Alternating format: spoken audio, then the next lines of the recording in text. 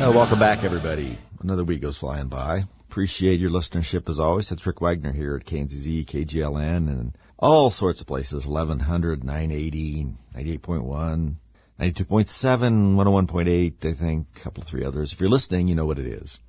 And I want to thank all the listeners on the internet. We've been very interested to see how many of you have showed up out there. Thanks a lot.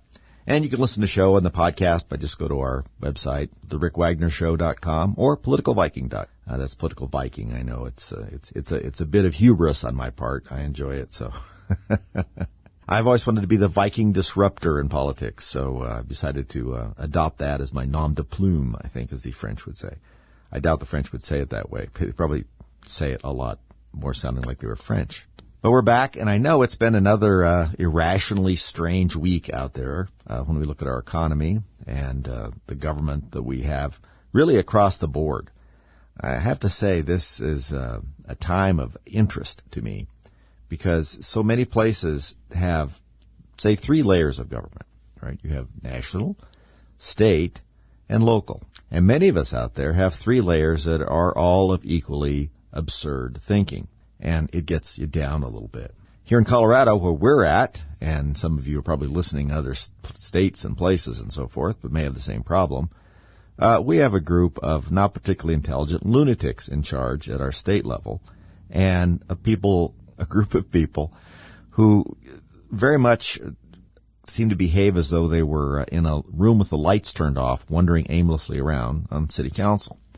Now, there are a number of city councils that are in this listening area, and many of you, I know from talking to you, feel like you're all like that. I just happen to see ours in action here a little more often, and it brings us home to what we talk about here all the time. Please start paying attention to your elected officials that are closest to you. Your city councils, your county commissioners, those people are so important. Not only are they important in your day-to-day life, but as we say here all the time, that is where the really bad ones come from. Very few of them spring, full-bodied onto the political scene. They've started someplace else. They were, on some commission or city council or something before. Someone got a hold of them and gave them some money or some time, or someone retired and nobody paid attention when they slid into the job. You name it.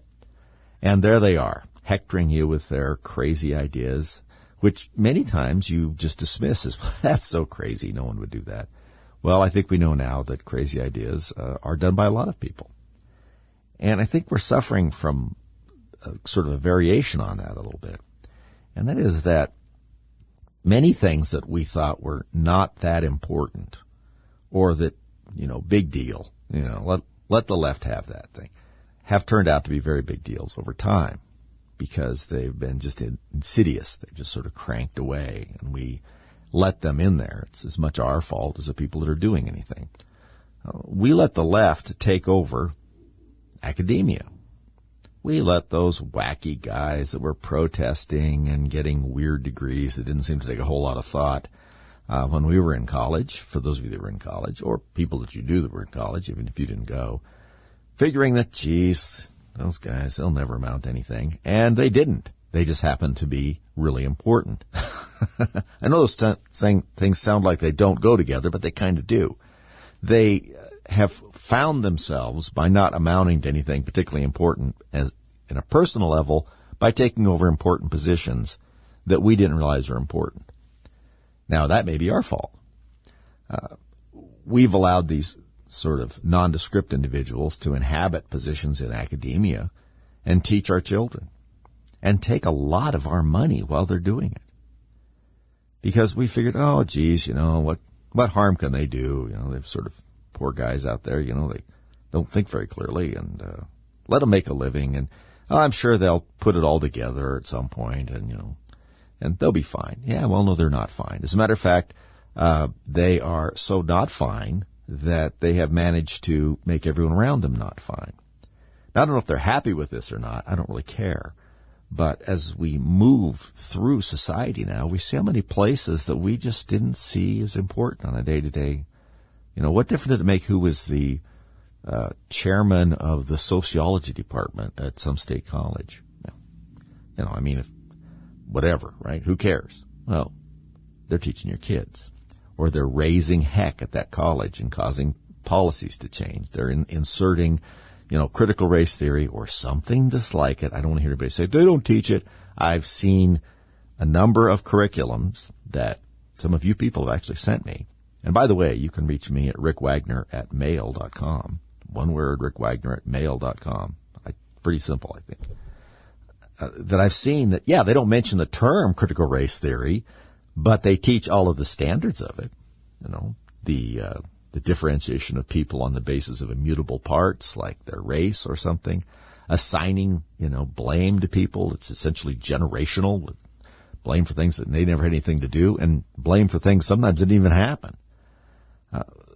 We let them sneak that in. Well, they didn't really sneak. They just put it in there. We didn't really pay enough attention to it because we thought, that's kind of out there. How can that affect me? Well, we see how that affects you. We've turned out entire generation of people who have little knowledge but a lot of indoctrination. And you don't want them to have too much knowledge if you're going to indoctrinate them, because then they might argue with you.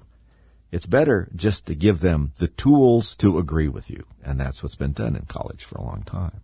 And it's being done in our high schools now. And it's rapidly descending through the teaching profession, or rather the instruction within the teaching profession, to end up being with third graders. Look what happened in Florida. We saw the shrieking that went on when Governor DeSantis wanted to, and has in fact, prohibition on discussing very sensitive and often explicit sexual issues with kindergartners.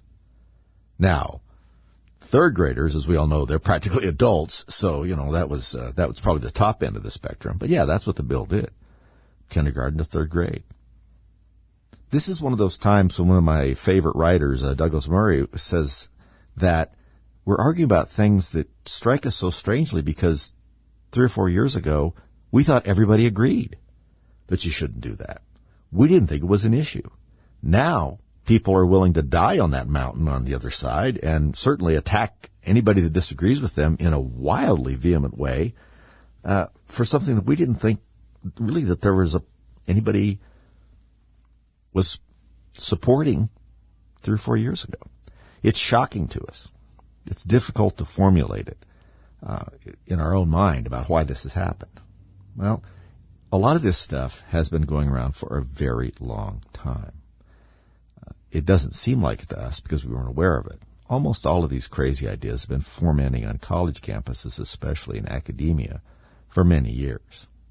People who have been given tenure or who are squirreled away in some academic position and feel like the world doesn't appreciate them. They're angry about things. They think they're underpaid when the reality is they're vastly overpaid.